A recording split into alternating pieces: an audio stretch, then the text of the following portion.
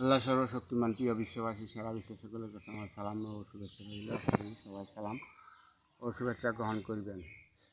Britain ও অন্য অন্য রাষ্ট্রে আমি ফেসবুকে বা ইউটিউবে খবরে দেখি যে আমাদের বাংলাদেশের প্রধানমন্ত্রী সবচেয়ে সারা বিশ্বের মধ্যে স্বৈরাচারী একজন বিচারক এবং কি খুবই ই মনে করতেছেন না ভুল। কারণ ইহারা কইতেছেন যে উত্তর কোরিয়া কিম জং উন ওনার চেয়েও বেশি আমাদের বাংলাদেশের প্রধানমন্ত্রী স্বৈরশাসন নিজেকে নিজে বড় মনে করে আমাদের বাংলাদেশকে চালাইতেছে না ভুল। আমাদের বাংলাদেশের একমাত্র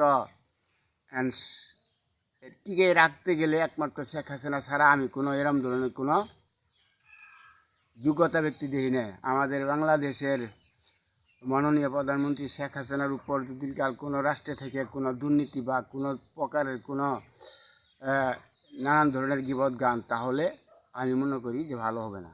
কারণ আল্লাহ তাআলা আমাকে 5টা দিক দিয়ে বুঝবার জানবার দেখবার মতো রহস্য আল্লাহ তাআলা দান করছে।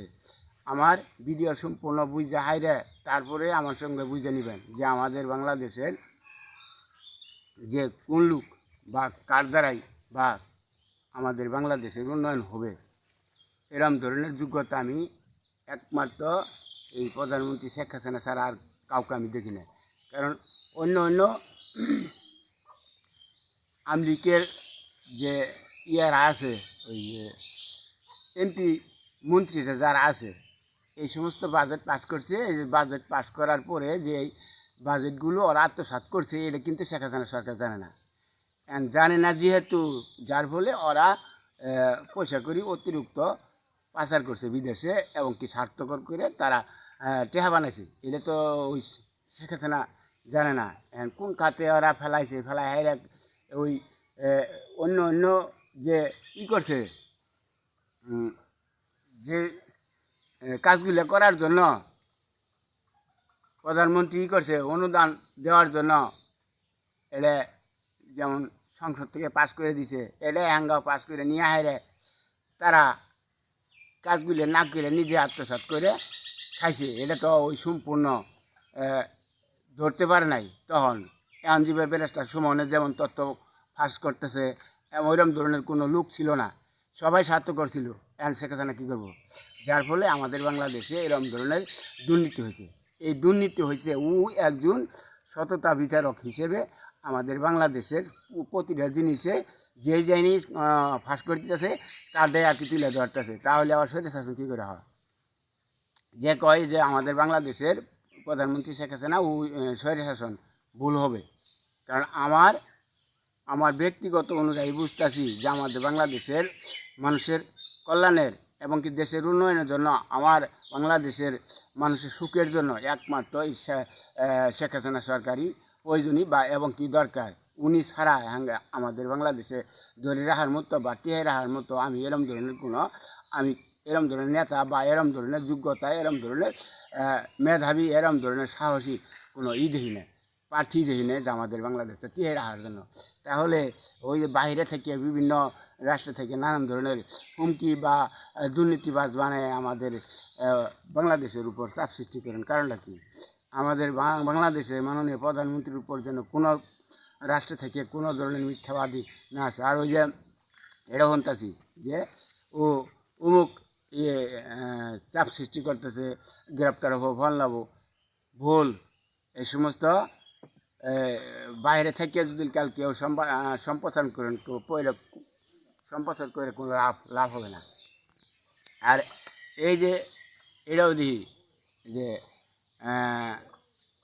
ব্যারিস্টার সুমন এর আগে ওই যে দিলওয়ার হোসেন সাইদি, ওনারা নিয়ে আপনারা সবাই মন্তব্য করছিলেন যে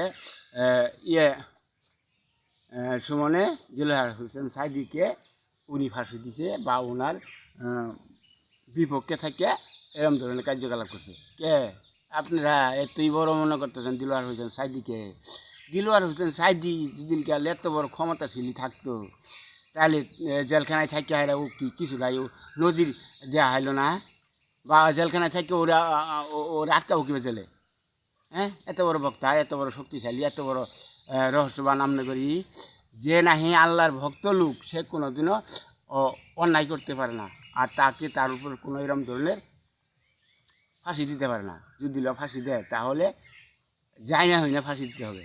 তাইলে এখন বর্তমানে এই যে আমি একজন সাধারণ মানুষ, আমি আজ 4 বছর আগে আমার মিথ্যা অবস্থা করে আমার জেল দিছিল, মামলা দিছিল। দেওয়ার পরে 40 ফিট বাউন্ডারি ভাঙ্গার জন্য আমার বিরুদ্ধে করে মামলা দিছিল। তাহলে জেলখানায় আমি 1 দিন ছিলাম। প্রথম যেদিন গেছি ওই দিন রাতের ভিতরেই আকাশ খুব অতিরিক্ত খারাপ হয়ে গেছিল। তারপরে দিন শুধু আমারে নিয়েই ওই জেলখানা, শেরপুর জেলা জেলখানাতে আমারে নিয়েই জেলি আসামি এবং কি সরকারি প্রশাসনের লোকেরা সবাই মিলিতভাবে বিশাল ধরনের একটা বিশৃঙ্খলা সৃষ্টি হয়েছিল। এখন যদি আমি শুধু আমারে নিই, তারপরে এরা আবার বিশৃঙ্খলা মিডিয়ায় হাইরে পরে আবার একটা করে ডিম বয়াল করছিল প্রতিদিন সকাল করে এরা করে জেলিদের জন্য একটা করে ডিম বয়াল প্রতিদিন সকালে। এটা ঠিক না, ঠিক দেখেন যে। তাহলে আমি একজন সাধারণ মানুষ, আল্লাহ তাআলা জুলকাল আমাকে জুলকাল, আমি যদি ওই পথে যাই থাই, তাহলে অত বড় একটা বক্তা ও সাইরে হাইল না। আর আপনারা ব্যারিস্টার সুমনের উপর দোষ ফেলান, দোষ চাপান, ভুল এই সমস্ত কোনোটাই করে নেই। আর এর তো ক্ষমতা আছেন যে আপনারা এই যে হাত উল্টা ভাই ওরা হাইরে খরানের জন্য খরান অতিরিক্ত হয়েছিল, গরম বেশি আসছিল, তখন বৃষ্টির জন্য চেষ্টা করছেন। তাহলে ওদের জন্য এত চাইছেন এখন আছেন কোনো ব্যক্তি সারা বিশ্বের মধ্যে কইতাছি যে এই পানিটা অতিরিক্ত পানি হয়েছে, পানি কমানোর জন্য পারলে চেষ্টা করেন দেখি কীরকম ক্ষমতা আপনাদের আছে। তাহলে কমান এই পানি থাকবো না। কারণ 40 বছর আপনাদের কল্যাণের ভিতরে আমি আমার মন থেকে আমি আল্লাহর কাছে প্রার্থনা করতাম, না খায় অতি কষ্ট করে আমি জীবনযাপন করতাম। তারপরে আপনাদের সুখের জন্য, আমাদের বাংলাদেশ উন্নয়নের জন্য আমি 40টি বছর যাবৎ থেকে আমি মানুষের কল্যাণের জন্য এই পথে আছি। যার ফলে আগে 40 বছর আগে যারা দেখছেন যে আষাঢ় মাস আইলেই, জ্যৈষ্ঠী আষাঢ় মাস আইলেই এরকম ধরনের কুয়াশার মতো বৃষ্টি হইতো, আর সারা বছর ওরা কাতি মাস পর্যন্ত বৃষ্টি হইতো। ওরে আর 40 বছর ধরে নাইকে যে গপ করে বৃষ্টি হইতেছে, একদিন বৃষ্টি হইতেছে আবার আরেকদিন নাই, আকাশ ওইরকম ধরনের মেঘলা নাই। ভারত কোন বা সারা বিশ্বেই এরম ধরনের বৃষ্টি হয় না। এবার আমি জানুয়ারি মাস থেকে আপনাদের প্রচার করে দিয়েছি ফেসবুকে লিখিতভাবে, এবং কি ওই যে ভিডিওর করে প্রচার করে দিছি যে বৃষ্টি ও বন্যা পরিমাণের বেশি বা শীত কুয়াশা এবং কি সব কিছু আমি প্রকাশ করে দিয়েছি যে এটা তাহলে যা আমি লিখছি বা যা আমি ভিডিওর মধ্যে জানাই দিয়েছি তাই পাইতেছেন। তারপরে পাওয়ার পরেও তাহলে আপনারা বুঝতে পারতেছেন না। তাহলে এত কিছু বোঝার পরেও তারপরে বিশ্বাস করেন না, আপনারা গুরুত্ব বা মূল্য দেন না। তাহলে আছেন কোনো ব্যক্তি আবেশকারী মৌলানা, আপনারা একেবারে বিশাল বড় আন্দোলন করেন, ফলনা করেন, টেস্কে করেন স্বার্থ করার জন্য। আর কোনো বক্তা আছে ওয়াজ মাহফিলে গেলেই 1 লাখ টাকা দাও, 1 লাখ টাকা 2 লাখ টাকা খরচ করে আপনারা করেন। আপনারা কোরআনের আলু শিক্ষা পাইছেন, তাহলে আপনারা জানাবেন, শিখাবেন, মানুষকে করবেন, দাওয়াত দিবেন, আপনারা এটা প্রচার করবেন। তাহলে প্রচার করা খেমা দিয়ে মাহফিল করলেই, ওয়াজ মাহফিল করলে তো 1 লাখের দরকার। 1 লাখ করে কি আপনারা ব্যবসা শুরু করছেন, তাই না?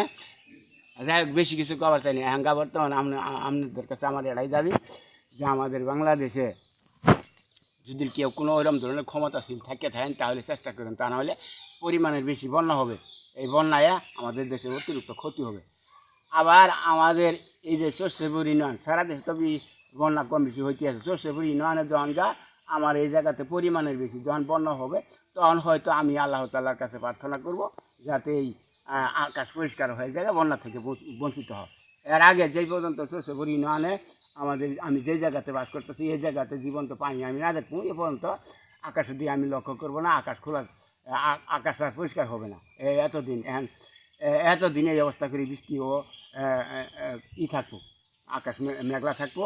তারপরে যদিকাল 40 বছর যাওয়া থেকে সবাই কাছে মাছ খায় না, পানি হয় না, যাই হোক মাছ হলে পুষ্টিকর জিনিস, মাছ খাওয়ার প্রয়োজন দরকার আছে। হয়তো যারা নিচু এলাকা জায়গার মানুষ আছেন, যারা নাহি এই বন্যায় বা পরিমাণের বেশি একটু কষ্ট পাইতেছেন, তারা আপনার আল্লাহর কাছে প্রার্থনা করেন আল্লাহ তাআলা যেন আপনাদের এই যে অন্যায় অপরাধ পাপ যদি কাল করে থাকেন, এতে যদি আল্লাহ তাআলা ক্ষমা করে এই শাস্তি থেকে আপনাদের আল্লাহ তাআলা ক্ষমা করতে পারে, এই আপনার আল্লাহর কাছে প্রার্থনা করেন। কারণ এরে আমি মারা গেলে গা এই হারা বছর থাকবো, কারণ যেদিন আল্লাহ তাআলা আমাকে এই দুনিয়া থেকে নিয়ে যাওগা এটা পাবেন, এর চেয়ে বেশি পাবেন। বৃষ্টি, ঘূর্ণিঝড়, খরান বা শীত কুয়াশা পরিমাণের অতিরিক্ত বেশি পাবেন, আমি মারা গেলে পাবেন। তো আমি জীবিত থাকতে আমি স্মৃতি রাখার জন্য আমি এই বছর আমি একটু জানুয়ারি মাস থেকে আমি যেদিনকে ইলেকশন হয়েছে ইলেকশনের আগ থেকে পরিষ্কারভাবে আপনাকে জানাই দিয়েছি। আমি আর বেশ কিছু বললাম না। ইতি হেফাজত আলী রহস্যের পাগল, মেয়াদ বিজ্ঞান। আসসালামু আলাইকুম।